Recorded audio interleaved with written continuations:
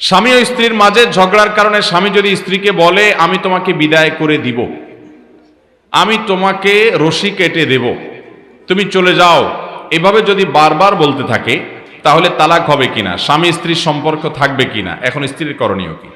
অনেক ছোট লোক স্বামী আছে, কিছু হলেই তালাক, আছে না নাই?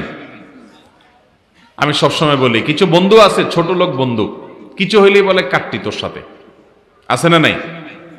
চুন থেকে নুন খসলে বলে কি, বলছে যা তোর সাথে কাটতি। কিছু হইলো ফেসবুকে ব্লক মেরে দিল, আনফ্রেন্ড করে দিল, আবার কয়দিন পরে ফ্রেন্ড লিস্টে ঢুকানোর জন্য রিকোয়েস্ট পাঠাইলো। এরকম হট মেজাজে মানুষ, কথায় কথায় গরম হয়ে যাওয়া, এরকম কিছু লোকের স্বভাব আছে না নাই? এটা কোনো ভালো স্বভাব না।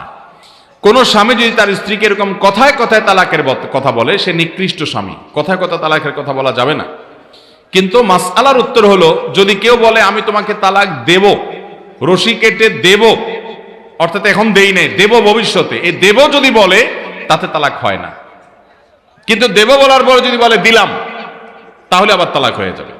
অর্থাৎ অতীতকালীন ক্রিয়া এটা যদি বলে তাহলে তালাক হয়ে যাবে, আর ভবিষ্যৎকালীন ক্রিয়া ব্যবহার করে যদি বলে তাহলে তালাক হবে না।